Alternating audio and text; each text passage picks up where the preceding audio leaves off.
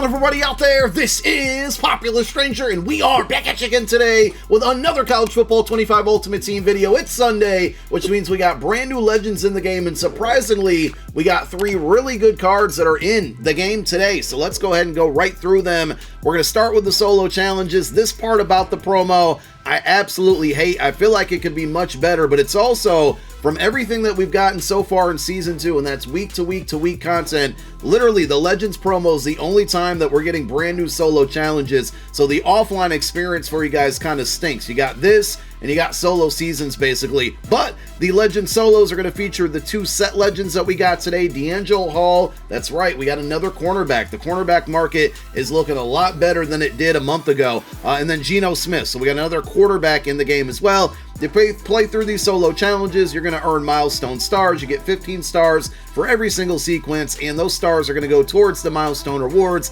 And if you scroll through them, you get a very minimal coin amount reward here, but as you go on, it actually does get better. There's a few 85 B&D Legend players, but there's also at tier 7 an 85 plus B&D Legend player. Now at this very moment, there are enough solos in the game if you play all of them and max them out from the Legend program to get to tier 5, which is the 120 stars, which means we're basically about 2 weeks away from the tier 7 reward to the 85 plus B&D Legend player pack, and then you can see it kind of repeats that cycle. Tier 9, you get another 85. At tier 11, you're going to get a memory token. These tokens can be used in Legend sets to redeem or kind of as like a placeholder to help you finish up a set for less coins than you would normally have to spend, or less items to go into that set. And at tier 13, which again, we're ways away from that one, and this is where I would have liked to see these rewards go up or get better. Maybe make it an 87 plus pack, maybe make it an 88 overall pack, just something better than an 85 plus. But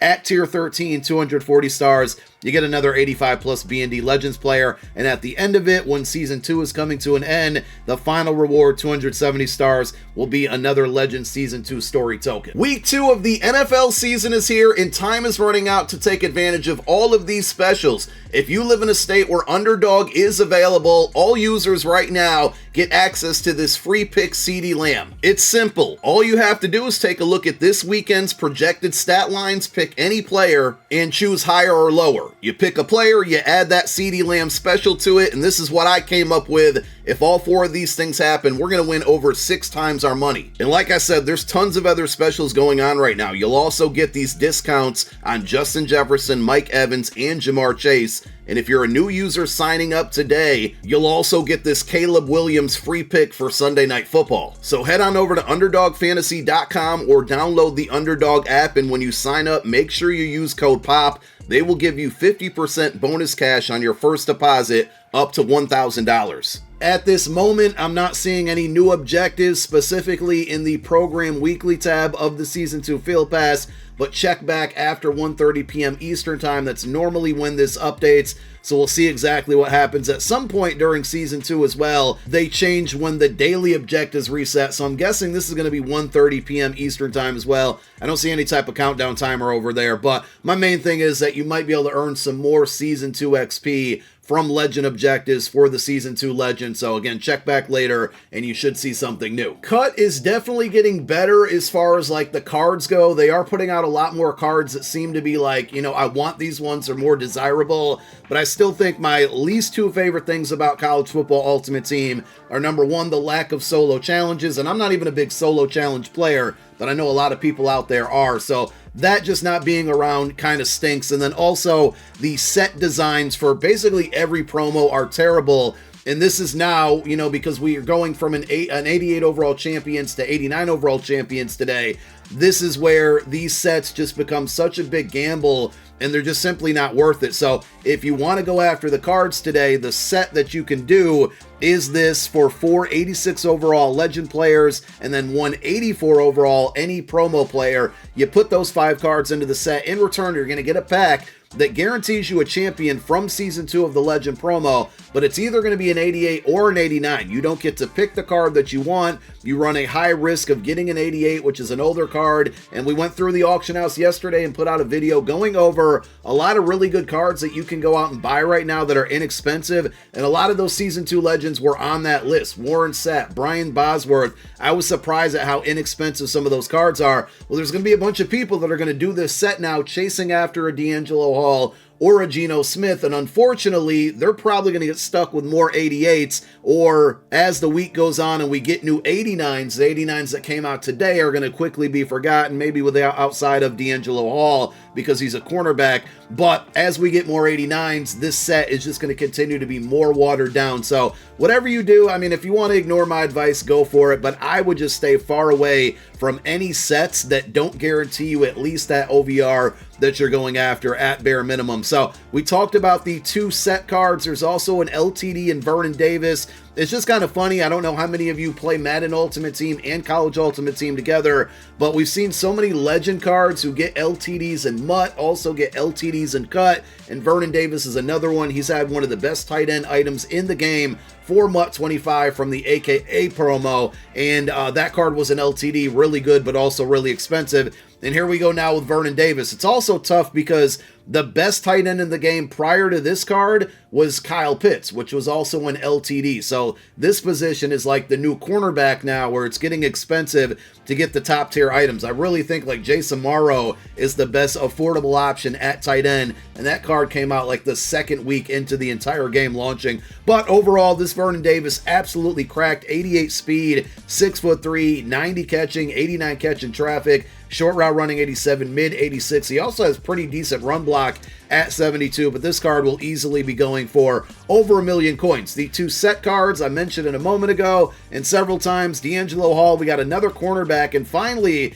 they gave us a zone corner. Now, I play a lot of man coverage, so I don't really care. I like all the man coverage corner guys, but for all the zone players out there, you got D'Angelo Hall, 89 speed, 89 acceleration, 88 agility, 84 man, 89 zone, 84 press. So more than likely tomorrow or Tuesday, I'm going to drop a video, an updated video on the best cornerbacks out there for every single budget. Now that we're finally starting to get some affordable ones, hopefully we see the ones that came out before this card drop down in price. And we also got a brand new quarterback. Now, I don't know if he's going to be the best quarterback in the game or where he's going to rank. I got to kind of take a look at it, but it is Geno Smith. He has the same speed as Roger Staubach.